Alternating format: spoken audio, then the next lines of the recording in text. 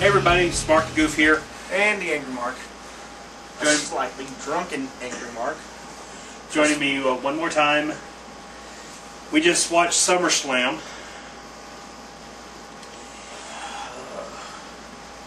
There are 4 major pay-per-views in WWE.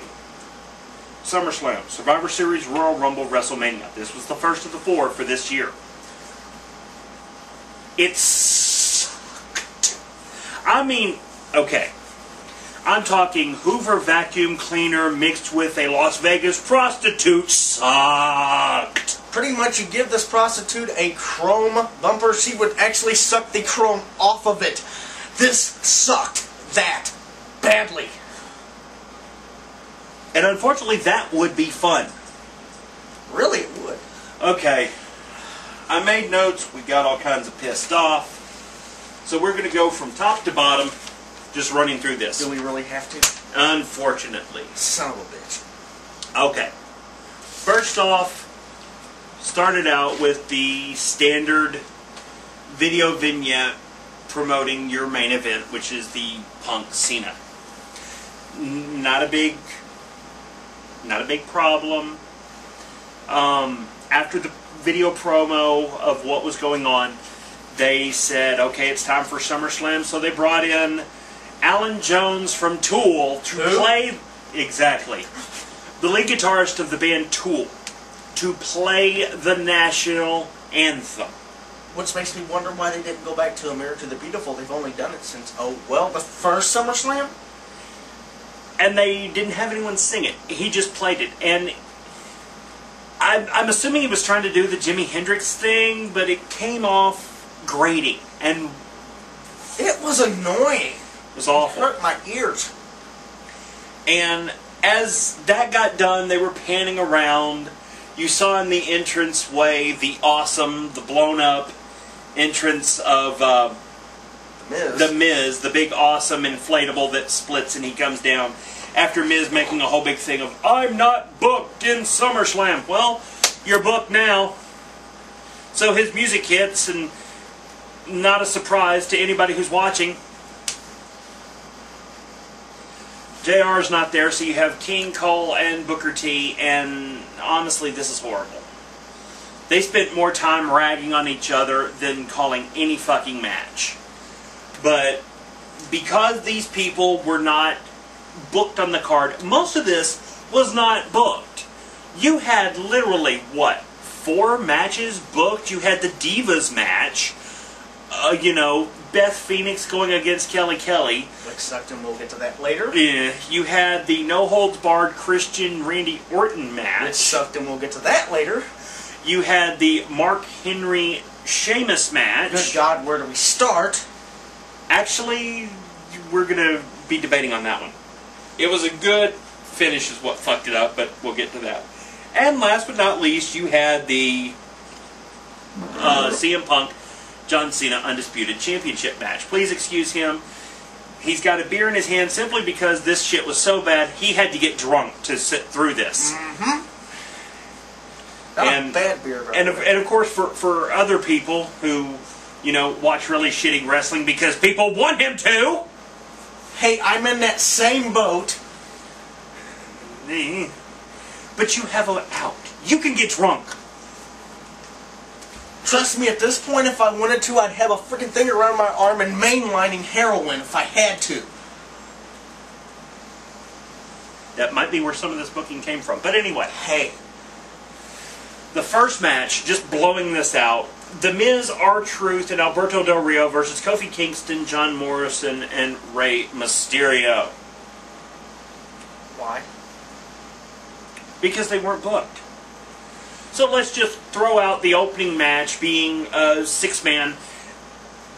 And it's not pay-per-view worthy. This is the type of match you would expect as your semi-main on Raw on a Monday night.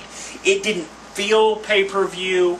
It wasn't pulled out pay-per-view. And there were fucking botches like crazy. It looked like, at one point, The Miz was going for a side skull-crushing finale, or a snapmare or something. Had Kofi on this side put one arm up, and was going to go forward, only he went forward at the same time, and you see Kofi, rather than putting his arms down to break, face planting, I mean hard mail under the canvas. And you knew that that was a botch. I don't know what the fuck they were smoking. But they go back and forth, and finally, it's basically, this is just to put the faces over. Especially Rey Mysterio, because everybody keeps saying, well, Rey Mysterio's got to have his rematch on Raw tomorrow night, and by the finish of this, what they're doing is going to perpetuate another storyline. We will get into that. Ends up with Kofi Kingston taking out The Miz, diving through the ropes. John Morrison doing a corkscrew punch on Alberto Del Rio on the other side. Rey Mysterio hitting the 619, doing a diving splash off the top rope, and then doing the gayest, I mean the gayest pin. Basically, they were in a 69 position where R-Truth was being teabagged. So from now on, R-Truth is teabagged, just so you know. Hey, R-Truth, teabag, kind of fits hand in hand with my opinion, but it's my opinion. Okay. After that match, we cut back to a video spot. John Laurinaitis, why they're giving him so much face time, I don't know. Because he needs a fucking skateboard. He can't.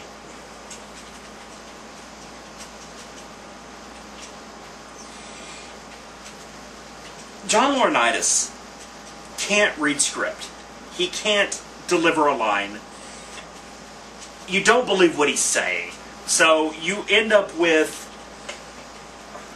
him basically having as much believability as, oh gee, I don't know, anything from TNA? I'm sorry, I wasn't supposed to say anything about TNA. Anyway, he's sitting there talking to Punk saying, I knew that that kick was not intentional, so I want a public apology. CM Punk then says, I apologize, Donovan. But that was funny. Yes. I know funny don't draw money, but god dang it, that was freaking hilarious, and it perpetuated Punk's character. I understand that. And I wasn't going to say that it didn't perpetuate Punk's character. The only problem is it set up for, after Laurinaitis left, CM Punk turned around, and you got the first of 4 Stephanie McMahon spots. If they'd have been all spots on her boobs, I would not have had a problem. That's a glorious set, dude. Neck cleavage, oh my god.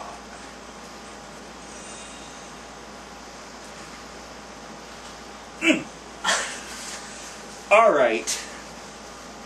Off that material, Stephanie wishes him luck and says, you know, my father and husband all wish you luck, blah, blah, blah, blah, blah. Offers to shake his hand. Punk says, in my opinion, one of the greatest lines of the night. He actually says, after looking at her hand, I would, but I know where that's been. Turns around and walks away. Okay. Then, after that whole promo, you get Sheamus and Mark Henry. Great build-up to this match. I really like the build-up because they've been putting Mark Henry over as a monster. Nobody can take him out. He's taken out the Big Show. He's taken out Kane. He's taken out Vladimir Kozlov. He's taken out 3 jobbers from the back named Rufus, Rufus, and Vic. I don't fucking know. He's starting to take out low-level guys now. Nobody will stop him. Who will stop him? Sheamus. The Celtic Warrior. God damn, he needs some sun. I love the promo on this because you showed Mark Henry taking out Kane and the Big Show and Vladimir Kozlov and the next guy, and then all of a sudden you got Sheamus with I'll fight him. It just sent chills down my back. I don't know why it did, but this guy's either insane or really just wanting to beat the crap out of someone. And he's Irish. Yeah. Overall, this was a really good match. I I really liked it. It felt pay-per-view quality. It was a really good back and forth. There were some really good spots. Sheamus ended up getting hung over the second rope. Mark Henry ran from one side of the ring to the other and dove through the top and second rope, raking his butt across the back of his neck, basically guillotining him. But it worked. It was a good match. It came out where there was a lot going back and forth. It wasn't wholly Mark Henry, and it wasn't wholly Sheamus, which really pisses me off about the finish. The only one. Sheamus was giving his own and taking his own, and they were getting beat and popping out, whatever. As it continued on, bless you. Excuse me.